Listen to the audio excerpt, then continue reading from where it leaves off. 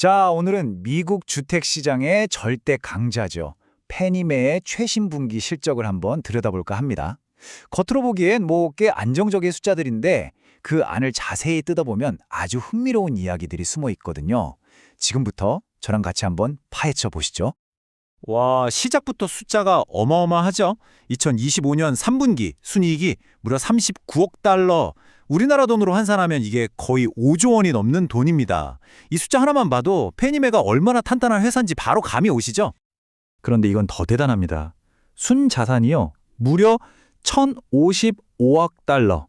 이 막대한 자산이 바로 페니매라는 거대한 배가 흔들리지 않게 꽉 잡아주는 단 역할을 하는 거죠. 좋습니다. 그럼 이 어마어마한 실적을 우리가 어떻게 이해해야 할지 네 가지 파트로 나눠서 한번 제대로 뜯어보겠습니다. 먼저 큰 그림부터 한번 훑어보고요. 그 다음엔 이 회사의 핵심 수익원이 뭔지, 그리고 신용 건전성에 문제가 없는지, 마지막으로 장기적인 재무 전략까지 차근차근 살펴보겠습니다. 자, 첫 번째 섹션입니다. 이런 수십억 달러짜리 숫자들, 이게 그냥 숫자에 그치는 게 아니라 현실 세계에서 도대체 어떤 의미를 갖는 건지 한번 알아보겠습니다. 페니매가 딱 한 분기, 그러니까 3개월 만에 주택담보대출 시장에 쏟아부은 유동성이 얼마인지 아세요? 무려 1,090억 달러입니다. 정말 상상하기 힘든 규모죠. 그러니까요. 1,090억 달러. 이 천문학적인 돈이 실제로 시장에 풀려서 어떤 일을 했을까요? 이게 우리 삶에 어떤 영향을 미쳤을까요? 바로 이 부분입니다. 이 돈이 그냥 금융 시스템 안에서만 맴도는 게 아니에요. 보세요. 40만 가구가 넘는 사람들이 집을 사거나 더 좋은 조건으로 대출을 갈아타거나 또는 집을 빌리는 데 도움을 줬습니다. 그중에서도 20만 7천 명은 아예 집을 새로 산 사람들이고요. 더 중요한 건 이 사람들 중 거의 절반이 생애 처음으로 내 집 마련의 꿈을 이룬 사람들이라는 겁니다. 또 2만 3천 가구는 어려운 상황에서 집을 잃지 않도록 도와줬고요. 그러니까 이 거대한 돈이 결국 수많은 사람들의 보금자리로 이어진 거죠. 자, 그럼 다음으로 넘어가서 페니메가가 이렇게 꾸준히 돈을 버는 비결은 뭘까? 그 핵심 동력인 보증 비즈니스라는 엔진을 한번 들여다보겠습니다. 이 그래프를 보시면 페니메의 사업 모델이 얼마나 안정적인지 한눈에 보입니다. 순수익의 81%, 그러니까 대부분이 이 보증 수수료에서 나와요. 이게 무슨 말이냐면 시장이 좋든 나쁘든 금리가 오르든 내리든 상관없이 꾸준하게 들어오는 아주 예측 가능한 수입원이라는 거죠. 이게 바로 페니매의 진짜 힘입니다. 네, 맞습니다. 그러니까 이 수수료 기반 사업 모델이 이 회사의 수익을 지켜주는 아주 튼튼한 성벽 같은 역할을 하는 거예요. 외부에서 어떤 경제적 충격이 와도 이 성벽 덕분에 안정적인 현금 흐름을 계속 만들어낼 수 있는 거죠. 그런데 말이죠. 아무리 튼튼한 성이라도 어딘가 균열이 있을 수 있잖아요. 그래서 이번에는 페니메이의 신용 건전성을 좀 더 자세히 들여다보면서 강점은 뭔지, 그리고 혹시 우리가 모르는 새로운 위험은 없는지 한번 체크해 보겠습니다.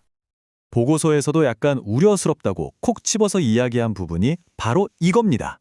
다가구 주택, 그러니까 우리가 흔히 아는 아파트 건물 같은 것들에 대한 대출에서 연체율이 눈에 띄게 올라가고 있다는 신호가 잡혔어요.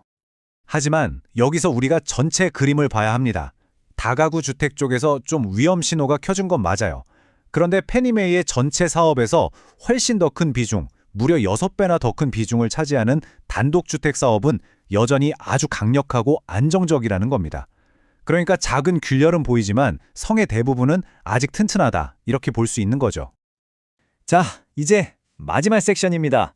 페니메가 어떻게 스스로를 금융 요새로 만들고 있는지 그 장기적인 계획을 살펴볼 건데요. 여기서 규제 자본이라는 약간은 헷갈릴 수 있는 개념이 나오는데 제가 아주 쉽게 풀어서 설명해 드릴게요. 자, 우리 맨 처음에 봤던 숫자 기억나시나요? 페니메의 순자산 무려 1,055억 달러였죠. 이 숫자를 머릿속에 다시 한번 떠올려 보세요. 아니, 그런데 여기서 진짜 이상한 점이 하나 있습니다. 순자산이 1,000억 달러가 넘는데 왜 보고서 같은 데서는 자본이 부족하다는 말이 나오는 걸까요? 돈이 이렇게 많은데 자본이 부족하다니 이게 대체 무슨 소리일까요? 그 비밀은 바로 규제 자본이라는 특별한 잣대 때문입니다. 이게 뭐냐면요. 금융감독기관이 정말 위기 상황이 닥쳤을 때 쓸 수 있는 진짜 비상금은 이것뿐이다라고 정해놓은 기준이에요. 페니메가 가진 총 자산 중에는 이 엄격한 기준에 맞지 않는 것들이 일부 포함되어 있거든요. 그래서 전체 자산은 많아도 이 특별한 잣대로 재보면 부족하다고 나오는 일종의 회계적인 착시 현상인 셈이죠. 하지만 걱정할 필요는 없습니다. 페니메는 이 규제 자본을 계속해서 쌓아 올리고 있거든요.